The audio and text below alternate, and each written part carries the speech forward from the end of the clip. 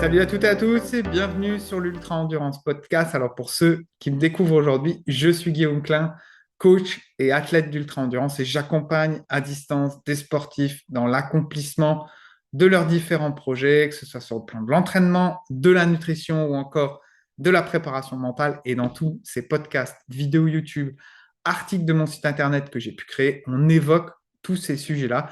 D'ailleurs, je vous invite à aller consulter ou reconsulter les contenus que j'ai déjà publiés et vous trouverez certainement des réponses à toutes vos questions.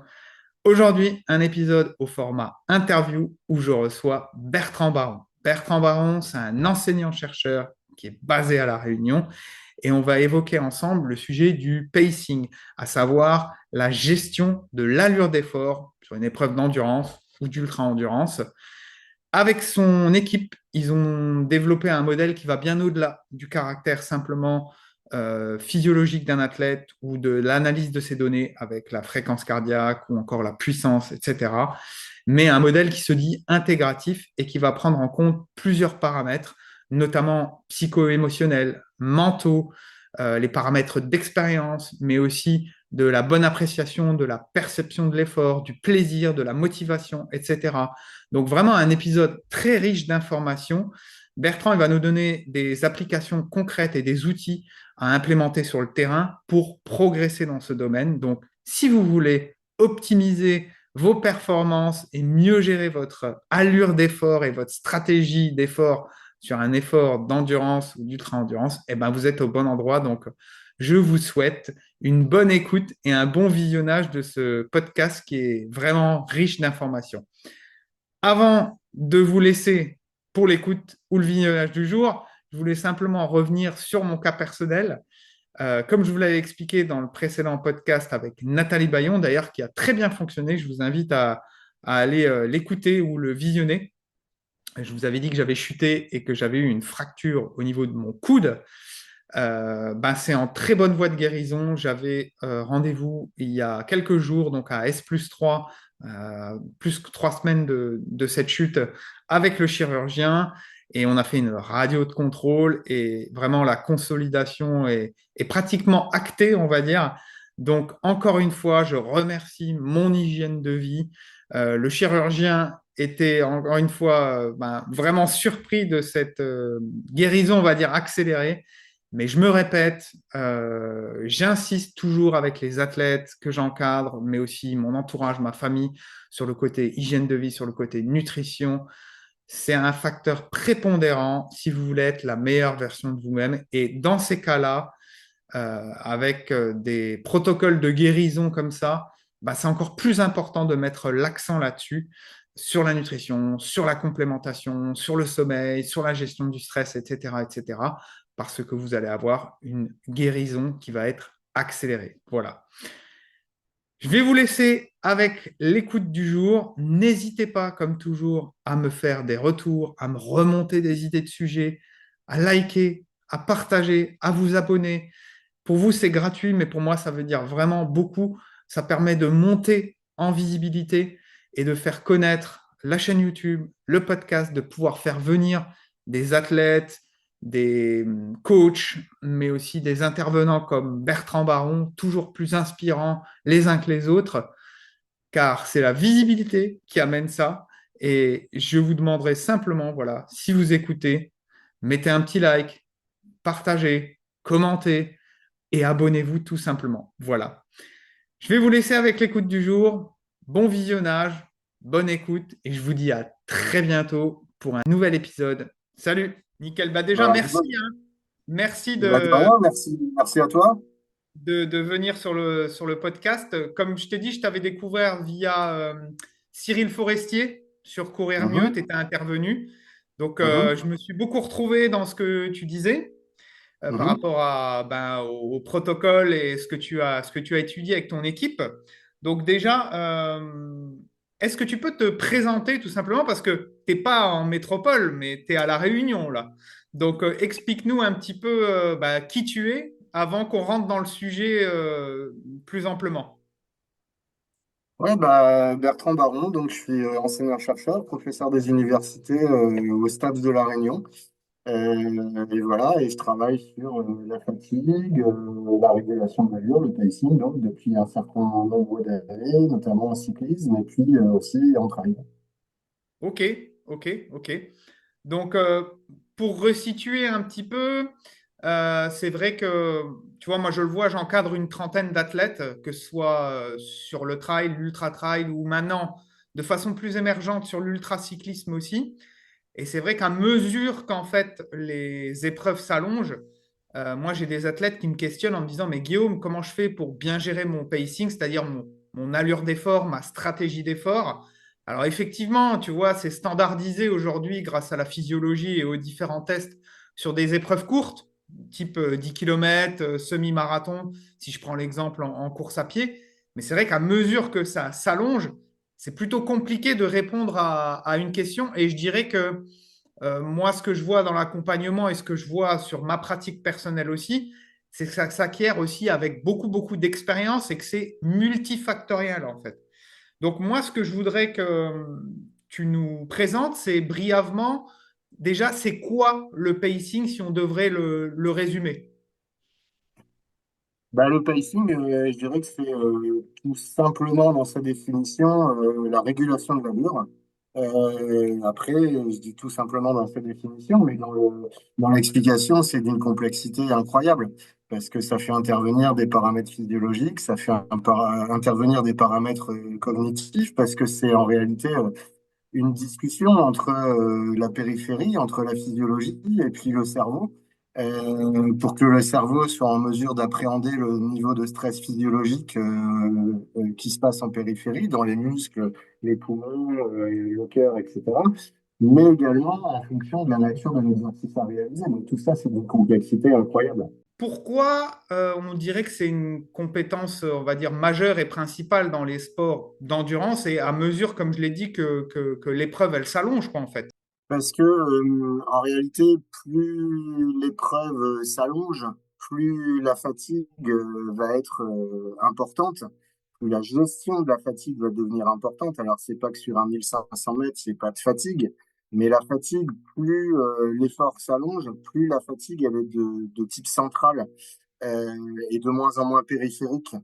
Et donc, à partir de là, il y a tout un ensemble de facteurs qui se mettent en place et qu'il faut apprendre à réguler, à gérer. Et la gestion de l'allure, elle devient de plus en plus importante. Et gérer son allure, le pacing, c'est gérer l'apparition de la fatigue. Et sur des épreuves longues, la fatigue, elle est inéluctable. Donc, on est obligé de pouvoir la gérer. Et le niveau de stress physiologique, il fluctue aussi d'un moment à un autre. Et donc, il faut apprendre à gérer tout ça. Donc, c'est très complexe. Toi, tu es toi-même pratiquant, c'est ça qui t'a amené à travailler sur le sujet ou c'est tout à fait autre chose?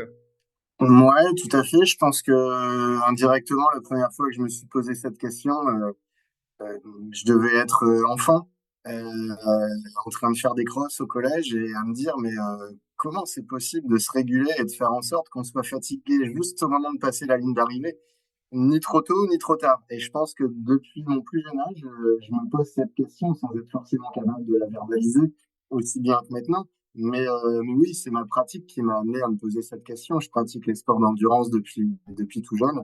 Et voilà, c'est ma pratique qui m'a amené à ça. Oui. Ok, ok. Donc là, à La Réunion, tu as un terrain de jeu quand même qui te le permet. Tu as déjà fait des choses assez longues quand même dans ton processus? Ouais, moi j'étais plus spécialiste du cours, mais quand même attiré par le long. Alors j'en ai fait très peu, mais j'ai fait un 110 km, oui, plusieurs 50 kilomètres et un 110 km le trail de Bourbon il y a 2 ans, ouais. Ok, ok. Pour tout ce qui explique un petit peu les phénomènes de fatigue à mesure que l'effort s'allonge, c'est pas un phénomène entre guillemets qui est nouveau, étudié, on va dire. C'est quoi un petit peu les premiers modèles qui ont tenté d'expliquer justement cette fatigue et cette régulation de l'allure? Alors les premiers modèles de fatigue dans l'ère moderne, on va dire en tout cas, c'est un Français, c'est Fernand Lagrange, 1888. Donc tu vois, ça remonte quand même, avec une approche un petit peu générale, les paramètres physiologiques, mais les paramètres aussi psychologiques. Et puis petit à petit, bah, il y a de plus en plus de matériel pour aller étudier dans la cellule, et de plus en plus on part sur des modèles purement physiologiques. Et il a fallu attendre 2004 et les travaux du Sud-Africain Tim Knox notamment, Avec le avec le gouverneur modèle du central. gouverneur central, Oui. voilà, tout à fait, pour arriver à un modèle à nouveau, un modèle alternatif de la fatigue, et arriver à un modèle holistique, hein, à la fois en grande partie physiologique, mais qui faisait déjà intervenir la notion de perception de l'effort comme moyen de régulation de l'allure. Voilà, donc c'était le premier modèle de fatigue qui permettait d'aller vers la compréhension de la régulation de l'allure. Ok. Il y a des limites un petit peu quand même à ce modèle-là? Qu'est-ce que tu Il y verrais, a des toi? limites, il y a des limites à tous les modèles. Forcément, une modélisation, c'est une simplification de la réalité. Donc, il y a forcément des limites à tout modèle scientifique. Moi, la principale, donc, enfin, déjà, je remercie énormément Tim Knox. C'est pour moi le premier qui a permis ce lien entre la psycho et la physio, même s'il y a d'autres auteurs qui sont vraiment majeurs en termes de psychophysiologie, comme l'américain Ekekakis. Voilà, donc il y a, mais pour moi, j'ai voulu poursuivre un petit peu le travail en rajoutant d'autres paramètres psychologiques. Donc pour moi, pour répondre à ta question, la limite c'était que la seule perception de l'effort était étudiée comme lien entre la psychologie et la physiologie, et qu'il fallait rajouter d'autres paramètres. Donc avec les collègues, on s'est penché sur comment aller vers l'influence de la motivation dans ce processus de régulation de l'allure. Ok. Donc, c'est ce que vous appeliez, vous, vous avez travaillé et développé ce qu'on appelle le modèle intégratif, quoi, en fait, où bah, on va prendre en compte la psychologie, mais le côté aussi cognition avec les processus mentaux, euh, l'influence de l'environnement, des émotions, etc. Donc, peux-tu un peu nous rappeler ce que c'est ce modèle justement intégratif et comment le définir précisément? Alors, ce modèle, on l'a appelé Global Model of Pacing Process, donc effectivement un modèle le plus global possible, même si encore une fois, une modélisation, c'est une simplification de la réalité. Et je dirais que c'est une suite un petit peu du modèle du gouverneur central, un prolongement, on va dire, en rajoutant la notion de plaisir, en faisant la différence entre l'effort et le plaisir. On a appelé ça la charge affective, et en disant que le désir de sélectionner une intensité plus ou moins élevée venait de la différence entre le niveau d'acceptation de la charge affective et cette charge affective. Voilà, si ton niveau de charge affective, qui est encore une fois la différence entre l'effort et le plaisir, est très proche de ton niveau d'acceptation, tu auras très très peu de réserve motivationnelle et tu vas pas avoir envie d'accélérer. Alors que si tu as une grosse différence entre les deux, tu pourras te permettre d'accélérer. Voilà, donc dans ce modèle, on a rajouté ça. Et puis, on a essayé de prendre en considération, comme dans le modèle du gouverneur central, les paramètres physiologiques et les caractéristiques objectives de la tâche, à savoir le temps restant, le niveau de dénivelé, la température, et puis aussi les caractéristiques subjectives de la tâche qui en découlent, à savoir ta capacité à réaliser la tâche, ton niveau, ce que tu penses de ton niveau de ressources nécessaires pour réaliser la tâche. Et voilà, et tout ça, c'est un processus cognitif, tu l'as dit, une intégration de cet ensemble de paramètres qui vont faire que tu vas te réguler, que tu vas essayer de mettre en adéquation ton niveau de ressources à la fois physiologiques et psychologiques, en te disant bah, quel est mon niveau à l'instant T et combien de temps il me faut pour rallier la ligne d'arrivée, et est-ce que par rapport à ça, je peux accélérer ou au contraire, je dois ralentir. Mais ce modèle, il est interdépendant aussi d'autres facteurs. C'est-à-dire, aujourd'hui, on met beaucoup en avant le côté nutritionnel à l'effort. Est-ce que vous l'avez pris, vous, en considération dans cette notion de prise de plaisir, etc. C'est-à-dire, voilà, je suis sur un ultra, j'ai vraiment une forte déplétion en glycogène, je me suis mal alimenté, etc. Ça va jouer de façon négative sur le côté mental, justement, et ressenti de l'effort. Bien sûr, ton état mental, il vient en grande partie de ce qui se passe au niveau physiologique, au niveau périphérique. Et effectivement, si tu es en déplétion glycogénique, tu peux pas avoir des émotions positives. Donc, tout ça, c'est en interrelation. Tu viens de l'expliquer, et c'est exactement ça. Ok, ok. Donc, plus, on va dire, l'effort s'allonge, plus il faudrait prendre en considération ces éléments-là, si je comprends bien. Ouais, tout à fait. Encore une fois, les études, les travaux relativement récents, enfin, montrent depuis un certain temps que plus tu allonges la distance, plus la fatigue centrale devient importante par rapport à une fatigue périphérique qui serait beaucoup plus importante sur des exercices de type demi-fond. Donc, effectivement, tout ça, c'est de plus en plus important que la durée s'allonge. Et puis, tout simplement cette capacité à réguler son allure. Si tu te règles pas très très bien sur un effort de 3 minutes, bah, ça va avoir forcément beaucoup moins d'influence que si tu te régules pas très très bien sur un effort de 30 heures. Donc effectivement, la moindre petite erreur en termes de pourcentage de régulation de l'allure, de choix d'intensité, plus la distance s'allonge, plus le temps est important, plus ça aura des répercussions. Ouais, parce que tu vois, moi, j'ai mes athlètes qui me demandent souvent, voilà, quand ils pratiquent de l'ultra-trail ou de l'ultra-cyclisme, euh, on essaye de monitorer tout ce qui se passe à l'entraînement, donc pour avoir en fait un profil de base qui permet de faire progresser l'athlète, mais c'est difficile en fait de transposer ce modèle physiologique de base après à l'échelle en fait de la compétition. Euh, donc là, tout ce qui est, je dirais, RPE, etc., qu'on travaille à l'entraînement, c'est d'autant plus important, donc ce ressenti d'effort, c'est d'autant plus important à mesure que les épreuves, elles s'allongent. Oui, on est bien d'accord. Oui, oui, c'est indéniable. La perception de l'effort, mais aussi, au-delà de ça, encore une fois, l'influence que ça peut avoir sur la motivation. Plus la distance s'allonge, plus tu peux avoir des fluctuations de ton niveau motivationnel. Et nos derniers travaux, on s'intéresse particulièrement à ça. Et on voit l'importance que ça a sur la gestion de l'apparition de la fatigue. Mais qu'est-ce qui explique ces fluctuations? Voilà, on dit que le caractère nutritionnel, il est bien géré, que globalement, on gère bien son effort quand même.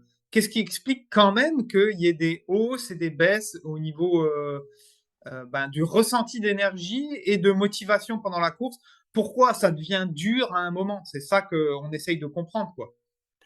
Je dirais que tout simplement parce que tu vas flirter avec les limites de ton organisme. Faire de l'ultra-endurance, c'est arriver dans de l'extrême physiologique. Et à partir du moment où tu es dans de l'extrême physiologique, tu vas pousser ton organisme au maximum et il va y avoir des répercussions. Il y aura un niveau de stress physiologique, il y aura des déplétions, même si tu es bien alimenté, qui vont avoir des influences sur les paramètres émotionnels et donc sur la motivation. Et à un moment donné, au plus la fatigue augmente sur une durée importante, bah, au plus consciemment ou inconsciemment, tu vas te demander tout simplement qu'est-ce que je fais là? Et soit tu as la réponse facile à cette question, parce que c'est vraiment ancré en toi, c'est vraiment dans tes valeurs, ou c'est vraiment quelque chose que tu as conscientisé, que tu as travaillé, et à ce moment-là, tu vas pouvoir continuer relativement facilement, j'ai envie de dire. En tout cas, tu vas pouvoir aller mobiliser ces ressources motivationnelles, mais à un moment donné, si tu te poses trop longtemps cette question, bah, tu vas finir par abandonner, ou en tout cas par ralentir pour retomber dans un niveau émotionnel plus confortable. Alors que sur un 1500 mètres, la question va te venir beaucoup moins facilement. Et si tu trouves pas la réponse, tu seras tellement proche de la ligne d'arrivée avec tellement peu de temps à faire encore un effort avant de franchir la ligne d'arrivée que ça aura beaucoup moins de répercussions. Ok, donc on voit l'importance là-dedans, en fait, du côté euh, cerveau, mais dans la gestion justement de tous ces paramètres-là. Mais qu'est-ce qui explique qu'à entraînement équivalent, on va dire, on prend deux individus, capacité physiologique identique, etc. Qu'est-ce qui explique que un va pouvoir repousser entre guillemets, bon, ses limites, on va dire, élargir ses limites, son cercle de limites, plutôt que l'autre?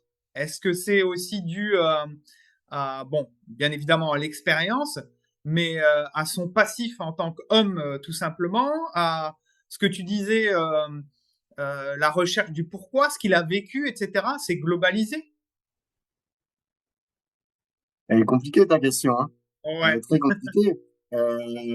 Oui, c'est forcément par rapport au vécu, par rapport au sens qu'a l'engagement pour l'athlète en question.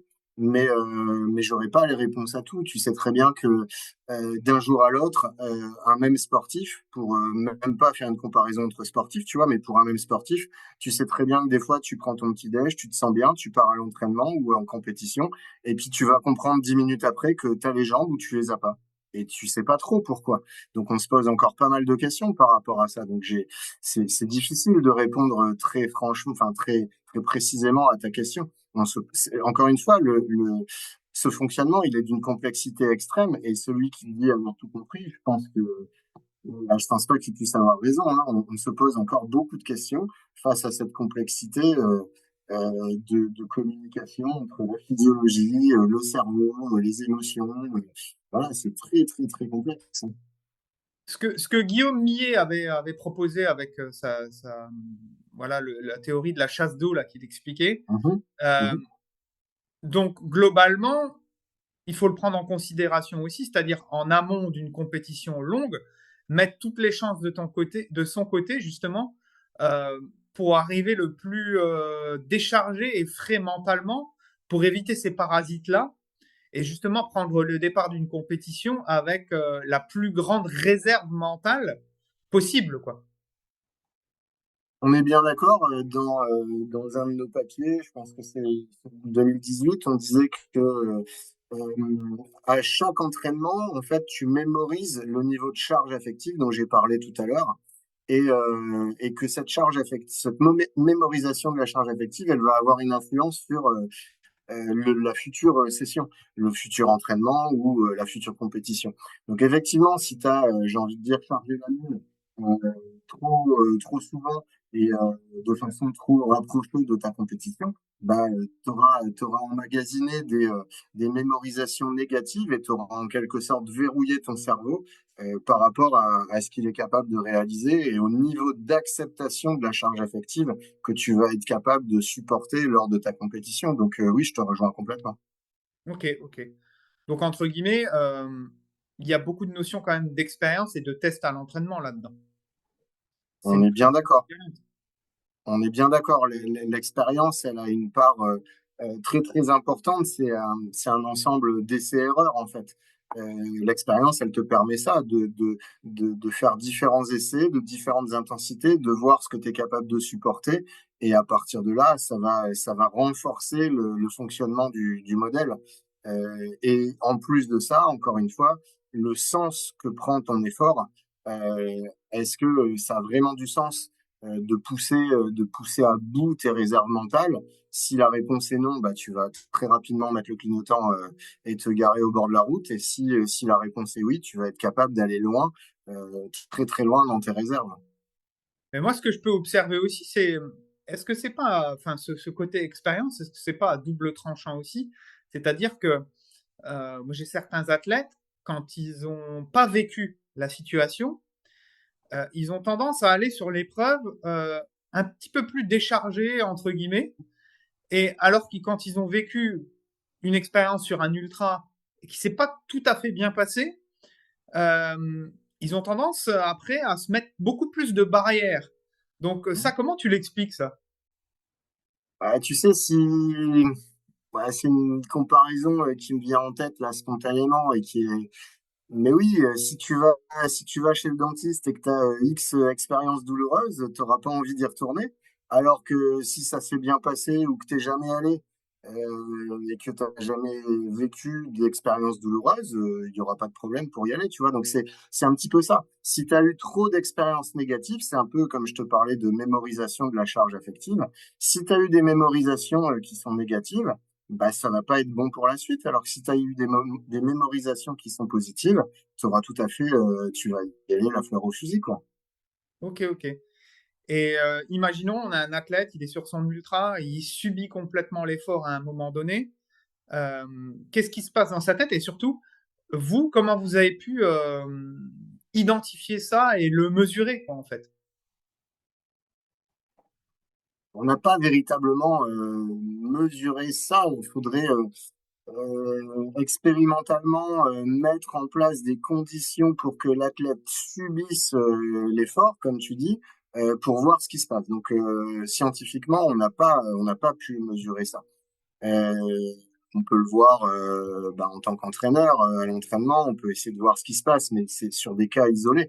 Mais scientifiquement, on n'a pas pu mettre en place ce type de protocole pour voir ce qui se passait.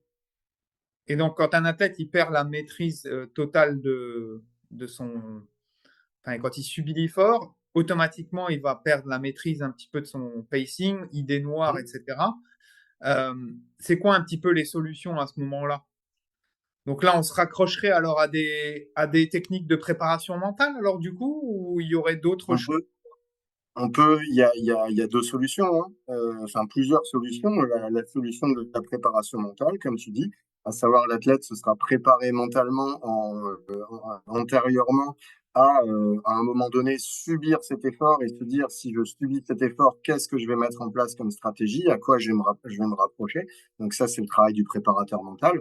Il y a la solution aussi de réduire son allure. Et en réduisant son allure, tu vas réduire le niveau de stress physiologique, tu vas réduire le niveau de stress émotionnel. Et à ce moment-là, bah, tu vas sortir de ce cercle vicieux. Mais on sait que des fois, bah, ça suffit pas parce qu'on est déjà allé trop loin. On a une déplétion des réserves énergétiques, etc., etc., et que même réduire l'allure, ça suffit plus. Bon, bah, dans ces cas-là, il suffit. La seule solution qui reste, c'est de réussir à switcher, à changer d'objectif, à savoir qu'on va rentrer dans cette zone dure et qu'on va pas faire le temps qu'on aurait espéré faire et puis accepter. Voilà, donc réussir à switcher d'objectif, à changer d'objectif, le revoir à la baisse. Il y a ceux qui acceptent ça et qui vont continuer. Il y a ceux qui acceptent pas et qui disent bon bah dans ces conditions j'abandonne. Ok, ok. Euh, du coup, malgré tout ça, on peut voir que, voilà, je prends l'exemple de l'UTMB, voilà, dans l'Ultra Trail. Je vois une grande majorité de personnes partir beaucoup trop rapidement et rapidement se retrouver au bord du sentier. Euh, Est-ce que aussi, là, on parle de facteurs, enfin, de l'environnement, du contexte, le fait d'avoir du public qui nous pousse, etc. Alors, ça transcende à un moment donné, ça, je suis d'accord, mais ça peut être aussi négatif parce que du coup, on va sortir un petit peu de son propre pacing et on va aller au-delà de ses capacités du moment. Donc, ça peut être négatif. On est bien d'accord, ça peut être dans ces conditions totalement négatif. Et je dirais que c'est plus tu te rapproches du ligne d'arrivée, plus c'est positif, et plus tu es proche du ligne de départ, et plus ça peut être dangereux. Et peut-être qu'au début, il faut pas forcément écouter ses émotions. Parce qu'on risque d'être emporté par l'euphorie, comme tu l'as dit, et peut-être se réguler à partir d'autres paramètres que j'aime moins, mais qui là, pour le coup, peuvent être meilleurs sur le départ. Par exemple, se réguler à la fréquence cardiaque, se réguler à l'allure. En tout cas, au début, pour sortir de tant qu'il y a cette euphorie. Et puis, quand on est sorti de cette euphorie, bah, revenir faire confiance à nos émotions. Mais au départ, elles sont dangereuses, je suis d'accord avec toi. Et qu'est-ce qu'on va, on peut expliquer qu'il y a des différences entre athlètes, mais est-ce qu'il y a des différences hommes-femmes sur ce paramètre-là? Parce qu'on voit que les femmes, en général, sont plus sécuritaires quand même et arrivent à avoir ce côté, si je reprends le cas de l'UTMB, parce que c'est très parlant, euh, un pacing beaucoup mieux géré et du coup une progression dans les places, alors que certains hommes partis beaucoup trop vite déclinent plus dans le classement. Ben, je suis bien d'accord avec ça. Il y a trop peu d'études. Nous, on voulait démarrer une thèse hein, avec une de mes étudiantes en thèse, Angélique Lesport, une traileuse, ultra traileuse connue. Mais le problème, c'est qu'on a trop peu de femmes. C'est difficile, hein. Tu sais qu'il y a entre 10 et 20% de femmes au départ seulement sur les ultra trails. Donc, c'est compliqué de faire des études de comparaison homme-femme. C'est pour ça qu'il y en a très peu, trop peu en sciences du sport et notamment en trail. Donc, j'ai pas de réponse. Notre hypothèse, j'ai pas de réponse en l'état. Et pour tout te dire, on va certainement devoir abandonner ce sujet par manque de femmes, malheureusement. Mais nos Excuse-moi, hypothèses, effectivement, je te coupe, mais tu penses que c'est culturel, ça? Le fait qu'il y ait moins de femmes dans l'ultra?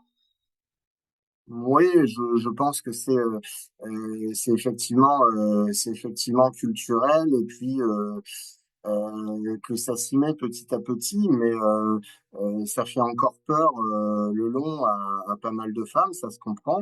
Et ça nécessite aussi beaucoup de temps de préparation, tu le sais comme moi, et c'est pas forcément évident de conjuguer vie professionnelle, vie familiale, vie sportive. Et donc voilà, et c'est un ensemble de facteurs qui expliquent ça. Mais notre hypothèse là-dessus, c'est que les femmes sont peut-être plus aptes émotionnellement à ce pacing que les hommes. Donc il y a pas mal d'études, tu citais Guillaume Millet, sur les différences hommes-femmes au niveau physiologique. Et nous, on voulait s'intéresser à cette différence homme-femme sur les paramètres psychologiques, émotionnels, motivationnels à l'effort. Mais voilà, on n'a pas encore de données là-dessus, seulement les hypothèses que je t'ai formulées. D'accord, d'accord. Ok. Euh, Est-ce que c'est plus facile de monitorer de l'ultra en cyclisme ou de l'ultra en trail? Parce qu'on a quand même certains outils qui nous le permettent en cyclisme avec le capteur de puissance. Mais en trail, malheureusement, il y a des capteurs de puissance, mais c'est pas très très fiable par rapport à ça et dans la mesure, dans la gestion. Donc, est-ce qu'il y a des sports qui sont quand même plus sujets à, à de l'incertitude sur du pacing? Et justement, les différences un peu trail cycliste sur ce plan-là, qu'est-ce que tu en penses? Bah, je pense que le cyclisme, c'est véritablement déjà un modèle d'entraînement, hein, parce qu'il y a des sport scientists dans toutes les équipes cyclistes pro, donc c'est un modèle d'entraînement. J'espère que le trail prendra cet exemple-là à l'avenir. Mais on a beaucoup plus de données en cyclisme grâce aux capteurs de puissance, tu l'as dit. Après, encore une fois, monitorer les paramètres émotionnels, puisque la stratégie de régulation de l'allure, elle vient, en tout cas, nous, c'est ce qu'on met en avant dans nos modèles, hein. Il y a tous les paramètres physiologiques, mais il y a énormément les paramètres émotionnels, et ça, on peut les monitorer pendant un trail. On l'a fait récemment sur une boucle infernale, donc sur un type dernier homme debout. Et là, c'est relativement facile puisque tu as X boucles hein, répétées. Donc à la fin de chaque boucle, on a monitoré les paramètres perceptifs, donc perception de l'effort, le plaisir, la fatigue, les paramètres motivationnels. Et on arrive à comprendre pas mal de choses. Après, il nous reste la puissance qu'on n'a pas par rapport au cyclisme. Mais avec les chronos, on arrive à voir bah, à la fois la stratégie de régulation de l'allure et à mettre ça en lien avec les paramètres perceptifs. Donc petit à petit, on va avancer, mais après, il n'y a pas non plus énormément d'équipes qui travaillent sur le sujet. Donc voilà, ça prend un petit peu du temps pour construire les connaissances là-dessus. Ok. Quelle place tu vois là? Parce qu'on a vu l'émergence. Je reprends l'exemple de l'UTMB, mais je trouve que c'est un énorme laboratoire pour ça. Mhm. Euh, on a vu la victoire de Tom Evans, supervisée justement par Joseph Mestrallet, et qui est data scientist, comme on le dit, et qui a utilisé beaucoup l'intelligence artificielle. Euh, Est-ce que lui, il a pris aussi des paramètres comme ça émotionnels en compte, ou c'est simplement du monitoring vis-à-vis de ce qu'il expliquait, enfin voilà, de la météo, du parcours, de la physiologie de l'athlète, pardon, de ses facteurs nutritionnels, etc. Est-ce que l'IA pourra apporter une réponse aussi par rapport à ça? Ah bah l'IA, elle pourra forcément apporter des réponses sur pas mal de choses à partir du moment où on sait lui poser les bonnes questions, où on lui a donné déjà un ensemble de données à analyser. Ce qui est sûr, c'est que dans le domaine des sciences du sport, de la fatigue, on en a parlé, on est sur un modèle où 99% des connaissances viennent de la physiologie. Et il y a encore énormément de travail à faire sur les connaissances en termes d'évolution de la motivation, etc. Nous, on a mis en place une échelle pour mesurer la motivation pendant l'exercice, mais elle existe que depuis 2022. On a fait deux études pour l'instant entre elles. Donc, tu vois, si l'IA, elle se penche là-dessus, elle va pas trouver beaucoup de données. Si dans 50 ans, elle se penche là-dessus, je suis persuadé que voilà, il y aura beaucoup plus de données et il apportera des réponses très importantes. Mais pour l'instant, on est sur des modèles où 99% des connaissances viennent de la physiologie. D'accord, d'accord.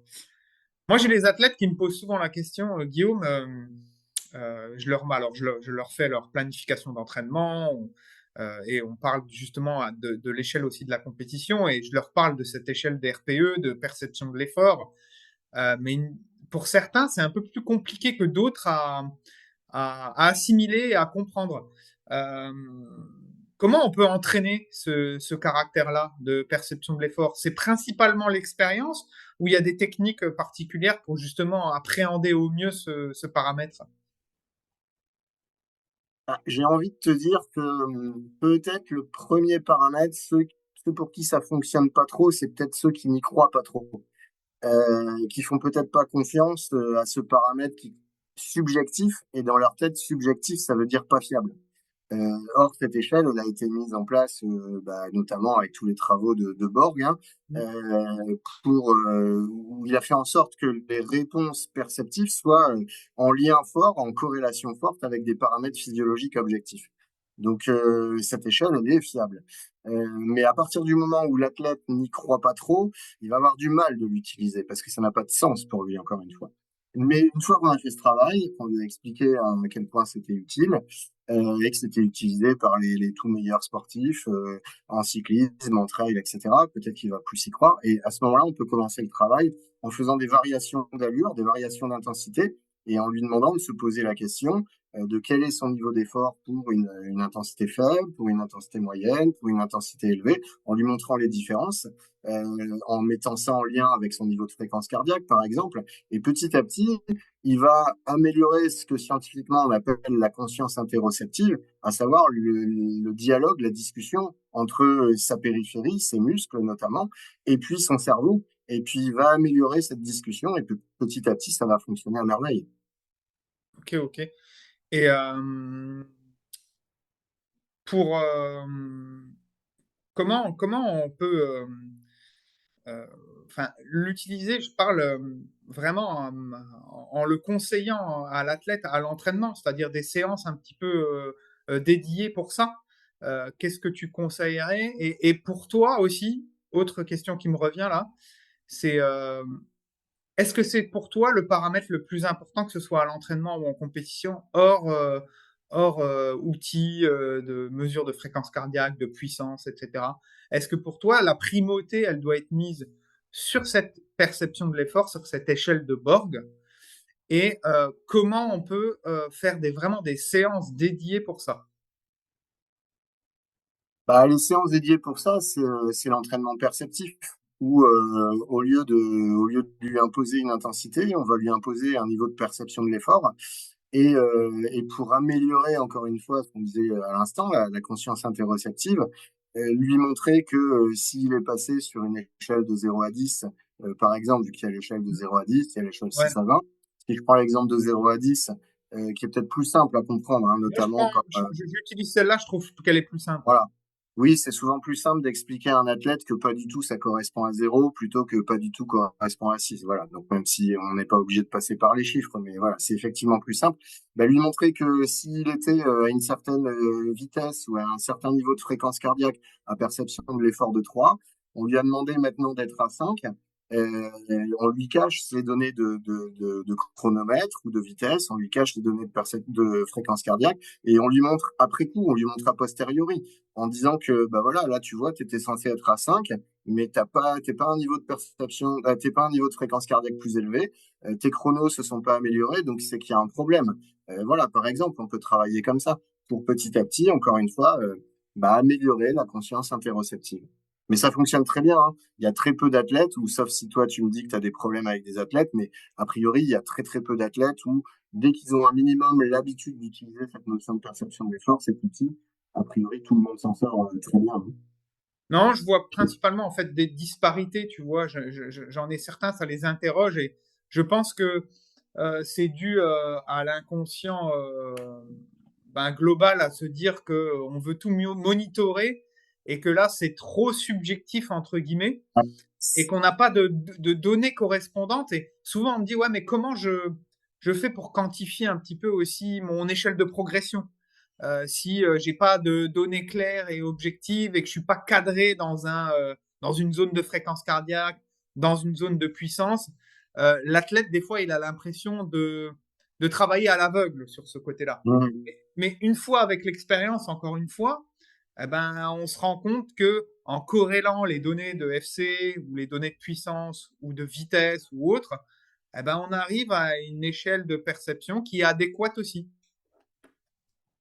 Je suis complètement d'accord. Et encore une fois, ceux pour qui il y a des problèmes, c'est ce que je te disais tout à l'heure et tu viens de confirmer, hein, c'est ceux pour qui cette notion, cet outil n'a pas forcément de sens et qui pensent que subjectif veut dire pas fiable.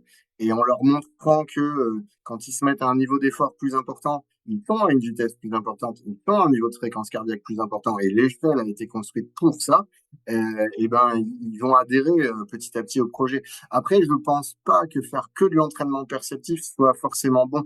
On doit faire autre chose, on doit se baser des fois sur des chronomètres, on doit se baser sur pas seulement de la perception de l'effort, mais des fois, oui, bien sûr, ça peut être tout à fait intéressant.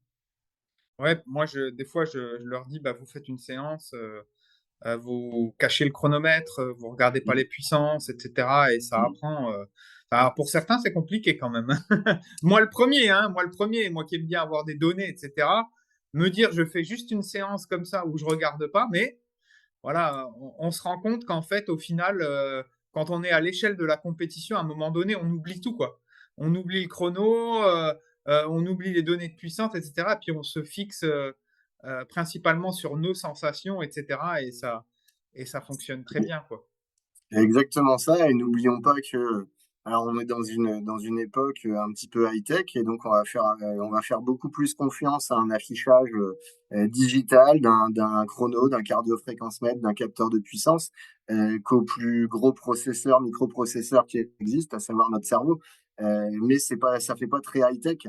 Ça l'est énormément, mais ça le fait pas tellement dans la tête de certains. Donc voilà, mais comme tu dis, en compétition, on va pas, si on se sent bien, on va pas se dire, bah tiens, je fais une fréquence cardiaque un peu faible, j'y reste, parce que non, si on se sent bien, on y va. Et il faut s'habituer à ça, il faut s'habituer à faire confiance à ses sensations. Si on le fait jamais à l'entraînement, ça peut pas se passer correctement en compétition, sauf si on fait des compétitions toutes les semaines. Mais en ultra, c'est compliqué. Donc il faut travailler ça à l'entraînement et apprendre à faire confiance à son cerveau. Ouais, et puis être en adéquation avec ce que tu disais bah, dans l'épisode. Euh, c'est aussi être en adéquation avec le pourquoi de on vient là à ce moment-là. Moi, je dis toujours aux athlètes, il faut essayer de faire un contrat avec soi-même avant de partir sur la compétition, c'est-à-dire que jusqu'à quel niveau de douleur je suis prêt à accepter, voilà. Hein. Euh, et on se rend compte que ben, certains, ça va être, on dit ouais, moi je veux juste terminer, etc. Mais il y a d'autres personnes qui vont être capables justement de se transcender un petit peu plus parce que ils se sont mis à un niveau d'exigence peut-être un petit peu plus important et bah, ils sont capables même d'aller jusqu'à la blessure, hein, mais ça fait partie de leur contrat en amont. Hein. Donc c'est pour ça que faire un contrat avec soi-même avant de partir sur une compétition en se disant voilà, ma limite, elle est là et je vais découler, enfin, ça va découler justement une gestion de l'effort en fonction de Hein. ça pour pas dépasser cette limite. Hein. Ce que j'ai appelé tout à l'heure le niveau d'acceptation, on parle de ça dans notre modèle, hein, niveau d'acceptation de la charge affective. Ce que tu viens de dire, c'est exactement ça. Soit des fois, des jours, on est capable d'accepter énormément parce que c'est le contrat qu'on a passé avec soi-même, et d'autres fois, on est capable d'accepter beaucoup, beaucoup moins. On peut être tout à fait aussi en forme physiologiquement, mais on va appuyer sur l'accélérateur beaucoup moins fort parce que bah, dans la tête, on n'a pas le même niveau d'engagement et le même niveau d'acceptation de la douleur. Ouais.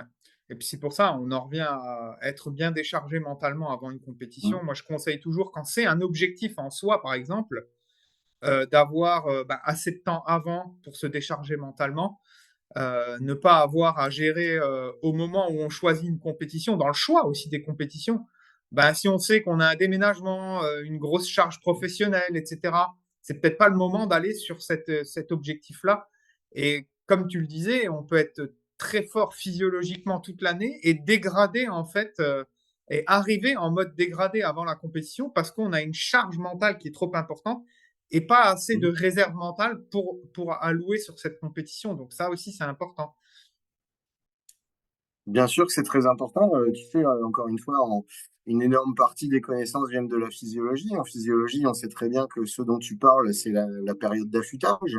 On sait très bien qu'il faut réduire le niveau de fatigue pour garder tout le niveau de capacité de l'organisme et en ayant dégagé la fatigue. Ben, au niveau mental, il faut faire exactement la même chose. Donc, si pour d'autres raisons, tu viens de parler d'un déménagement, de charge professionnelle, on n'a pas une espèce d'affûtage mental, et qu'on est toujours en surcharge mentale, effectivement, ça peut ne pas bien se passer du tout le jour de l'épreuve. Et en tout cas, on ne sera pas capable d'aller très très loin dans le niveau d'acceptation. On ne pourra pas se faire très très mal parce qu'on n'aura plus de réserve. Mm. Moi, je le vois au quotidien avec les athlètes que j'encadre. Quand je vois que la charge, bon, elle est nivelée, qu'elle n'a pas forcément augmenté, mais que les séances, elles passent moins bien sur une courte période comme ça, ben, c'est pour ça que aujourd'hui, on parle d'intelligence artificielle pour gérer les entraînements, etc., que ça va peut-être remplacer certains coachs, etc. Mais le regard que le coach il a euh, sur la planification de l'athlète, mais au-delà de ça, de le questionner sur comment il va, qu'est-ce qui se passe dans sa vie perso, pourquoi ça va pas à ce moment-là, ben on se rend compte que on peut assimiler des données négatives en termes de purement physiologique à ce qui se passe négativement aussi dans sa vie et ça impacte directement. Donc, à l'échelle d'une compétition, on devrait reproduire le même modèle aussi, c'est-à-dire vraiment arriver le plus frais mentalement et le mieux dans sa tête possible, quoi. On est complètement d'accord. Encore une fois, la performance, elle vient de la physiologie, mais elle vient aussi du mental. Si on reprend un exemple un peu en automobile, on va dire que la physiologie, c'est le moteur, et le mental, c'est le pilote et la façon dont il appuie sur l'accélérateur. Tu peux avoir un moteur de Ferrari, mais si tu appuies de façon très très faible sur l'accélérateur, tu peux ne pas aller plus rapidement qu'avec une voiture de loisir, quoi. Mm. Donc, il y a le moteur et puis il y a le pilote qui appuie sur l'accélérateur, la physiologie et le mental. Les deux comptent énormément. Ok. Il y a encore des sujets de recherche ouverts là sur le pacing. Voilà, oui, énormément, hein, parce que comme je te disais, c'est un phénomène tellement complexe et puis on est loin, très très loin de tout connaître, euh, notamment sur l'influence de la motivation, comment elle fluctue en fonction des événements, en fonction du niveau de stress périphérique, etc. L'échelle de motivation qu'on a mis en place, elle existe depuis 3 ans seulement. Elle est Et, disponible celle-là, si quelqu'un oui, veut oui, la trouver. oui, oui, tout à fait. Faut taper MMSE, échelle MMSE, Baron, et puis on va la trouver. Elle est disponible en ligne, en open source, effectivement. Euh, donc voilà, donc il y a encore énormément, énormément de travail à faire. Tu l'as dit tout à l'heure, quand il y aura des capteurs de puissance en course à pied fiables, efficaces et en trail, on fera comme le cyclisme a fait un énorme bond en avant. En bref, il y a encore, grâce à la fois au progrès des modèles scientifiques et au progrès technologique, énormément, énormément de choses à découvrir. Donc oui, oui, c'est que le début de l'aventure. Et donc, tu continues avec ton équipe à travailler là-dessus. Oui, oui, tout à fait. Tout à fait. Là, il y a deux thèses en cours sur la psychophysiologie autour du trail. Une à La Réunion avec Angélique Lesport, et puis une à Font-Romeu avec Alizé Santanac, et puis différents collègues avec lesquels on travaille sur la psychophysiologie en trail. Ok, ok. S'il y aurait, on va dire, les principaux conseils à donner à un athlète voilà, d'ultra-endurance pour mieux gérer son allure, ce serait quoi? Si on devrait résumer, on va dire, voilà, les deux, trois principaux conseils qu'on lui donnerait s'il veut vraiment améliorer ce paramètre et bien gérer sa compétition. Eh ben, apprendre petit à petit à se passer des outils technologiques habituels, notamment le cardio-fréquence-mètre, le temps de passage, parce que tu sais très bien qu'en trail, tu dois avoir prévu, et notamment en ultra, avoir prévu tout ce que tu pensais pouvoir prévoir, ça va jamais se dérouler exactement comme tu avais prévu, justement. Et à ce moment-là, tes temps de passage, ils vont plus te servir à quoi que ce soit.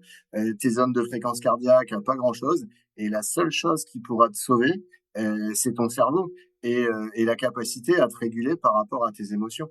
Donc c'est absolument ça qu'il faut travailler à l'entraînement. Encore une fois, sur un 1500 mètres, aller même jusqu'à un marathon, même si on y revient, mais on peut, bien sûr, les temps de passage, ils vont être efficaces. C'est relativement simple, c'est plat, c'est reproductible à l'entraînement. Un ultra trail, tu vas jamais pouvoir le reproduire à l'entraînement. Il y a des dénivelés, il y a la météo qui est variable, il y a ton niveau de forme qui fluctue. Donc, à un moment donné, le seul outil qui te sert véritablement, c'est ta régulation émotionnelle. Donc, c'est ça qu'il faut travailler prioritairement si on veut travailler son pacing. Ouais. Ouais, je te rejoins complètement là-dessus par rapport on revient au temps de passage là, mais même à l'échelle des entraînements, moi j'aime bien donner quand même des zones assez larges et qui sont pas figées en fait. Justement pour ne pas trop segmenter l'athlète et lui mettre de la pression par rapport à ça, et lui laisser une certaine marge de manœuvre qu'on justement assimile toujours à un coef de RPE. Donc j'estime que c'est très important et que avoir des temps de passage ou des zones de puissance ou des zones de FC trop rapprochées comme ça peut mettre de la pression à l'athlète et justement être plutôt négatif que positif sur ce plan-là, quoi. Je suis complètement d'accord. Et puis, d'un jour à l'autre, et ben, ton niveau enfin, tes temps de passage, ton niveau de fréquence cardiaque, ils peuvent être des fois un peu trop faciles ou un peu trop difficiles parce que ton niveau de forme, il est variable. Alors que si tu te bases sur la perception de l'effort, tu vas pouvoir fluctuer autour d'une certaine intensité au lieu d'avoir une intensité fixée. Tu vas progresser d'autant mieux. Je suis complètement d'accord. Ok, ok. Bah, je crois que je suis arrivé au bout de mes questions là. Je sais pas, tu verrais quelque chose à rajouter, toi, sur le pacing, justement. On a bien fait le tour. Bah, C'est assez ouais, large, on voit, voilà. c'est multifactoriel et en fait, il y a encore beaucoup, beaucoup à creuser et j'ai l'impression qu'on est au début d'un grand tout et qu'il faut aller creuser, creuser, creuser pour trouver encore des réponses et essayer de le cadrer un peu mieux. C'est surtout ça. C'est exactement ça. Ça n'est ce que je te disais que le début de l'aventure. On commence à connaître pas mal de choses, mais on a encore tellement, tellement à découvrir que voilà, comme je te disais, des fois tu as les jambes, des fois tu les as pas. Même ça, on sait pas, nous scientifiques, on sait pas trop expliquer. Faut pas croire que c'est si simple que ça. La nature humaine, elle est d'une complexité incroyable. Et quand tu la pousses dans ses retranchements parce que tu fais une activité extrême dans un environnement extrême comme l'ultra trail, ça rajoute encore de la complexité. Il y a encore énormément de choses à découvrir. Donc oui, on a un petit peu fait le tour si on reste global et relativement simple. Maintenant, on pourrait rentrer dans plein de détails de ce qu'on a dit. Et ce qui est sûr, c'est qu'il y a encore énormément de zones d'ombre et énormément de choses à découvrir. Ouais, moi, voilà, un dernier point, c'est ce que je vois quand même, c'est que des athlètes qui ont un parcours un petit peu atypique, qui ont vécu peut-être des choses difficiles, etc. euh, ils ont tendance quand même à repousser un petit peu plus leurs limites sur ces courses-là d'ultra. Et je pense que c'est en fait en renforçant leur motivation liée à leur pourquoi, je pense que c'est une des réponses. Et qu'effectivement, alors après, il faut pas avoir vécu des choses horribles hein, pour aller sur un ultra, c'est pas ça que je dis, mais on se rend compte quand même, par observation, hein, c'est ce que j'observe, qu'il y a quand même derrière une histoire un peu particulière, quelque chose à prouver, quelque chose à surmonter, une cause profonde. Et encore une fois, on en revient à un environnement global psychologique de l'athlète, quoi. Je crois que c'était en 2022 ou 2023. C'est une étude dans laquelle j'étais co-auteur, une étude de Gros Lambert, Alain Gros Lambert et collaborateurs. Avec l'aide d'un sociologue, Gilles Céréal, on avait pu mettre en place, on avait pu identifier trois catégories de trailers. Et on avait regardé l'influence que ça avait sur leur niveau de perception de l'effort, sur le plaisir ressenti, Alors, c'était sur du trail court, mais les catégories qu'on avait pu identifier, c'était les compétiteurs, ceux qui font du trail pour gagner, les hédonistes, ceux qui prennent plaisir, soit à être dans un environnement naturel, soit à être au contact d'autres trailers. On sait que voilà, ça peut être un milieu où on partage beaucoup pendant la course, notamment parce que c'est assez long et qu'on a le temps de parler, etc. Et puis, tu as ceux dont tu parles, les résilients. Les résilients, c'est ceux qui ont subi des choses dans leur vie, des choses un peu difficiles, des divorces, des deuils, des choses comme ça, et qui viennent se dire si je suis capable de résister à une épreuve d'ultra trail, je serai capable d'affronter toutes les difficultés de la vie. Voilà, il nous verbalisait ça comme ça. Donc effectivement, ça change le sens que ton effort va avoir et ça va forcément changer la donne quand tu vas vivre dans ton ultra trail des périodes, enfin des phases où tu es un petit peu dans le down, quoi, où tu es un petit peu mal. Forcément, tu vas avoir les ressources, tu vas voir les choses différemment. Donc, bien sûr, tout ça, c'est très important et ça fait partie, tu vois, quand je te disais, c'est le début de l'histoire. Là, voilà, on vient de rajouter un peu de psycho, voire de la socio. Et voilà, tout ça, c'est un ensemble, tout ça, c'est un tout. Et on est encore très, très loin d'avoir mis tout ça en lien. On a fait quelques petites tentatives, mais ce n'est que le début. Tu l'expliques un petit peu le côté enfin, explosion quand même de ces épreuves de dépassement, que ce soit en ultra trail ou en ultra cyclisme. Vous l'expliquez un petit peu? Est-ce que c'est aussi du coup sociologique et culturel le fait de peut-être on est dans une vie tellement aseptisée qu'on a besoin de revenir un petit peu à nos origines entre guillemets et que on veut aller chercher un petit peu plus loin que notre travail de bureau entre guillemets. Je schématise, hein, mais c'est un peu ça, Ouais, quoi. non, mais c'est un peu ça. Alors, je suis pas sociologue, hein, donc s'il y a des sociologues qui m'écoutent, ils vont dire que je suis un peu léger et ils auront raison. Bon, il y a Olivier Bessy qui a un petit peu travaillé là-dessus, il y a Sylvain Cubizol, il y en a d'autres. Les noms, la bibliographie, je la connais pas par cœur, mais certains vont parler de pathologie postmoderne. C'est un peu, tu vois, il y a plus de rite de passage. Voilà, dans beaucoup de tribus, il y a des rites de passage de l'adolescence à l'âge adulte. Nous, avant, il y avait le service militaire, par exemple, qui pouvait faire office d'eux.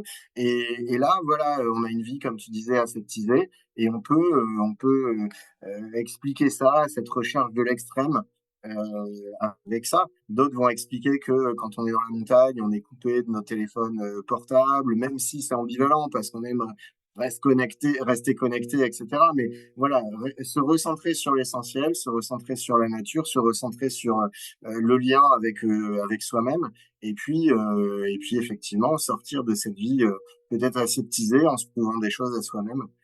Voilà, mais encore une fois, je suis pas sociologue, mais il y a des travaux en sociologie sur le trail qui commencent à être intéressants et qui se penchent sur ces questions.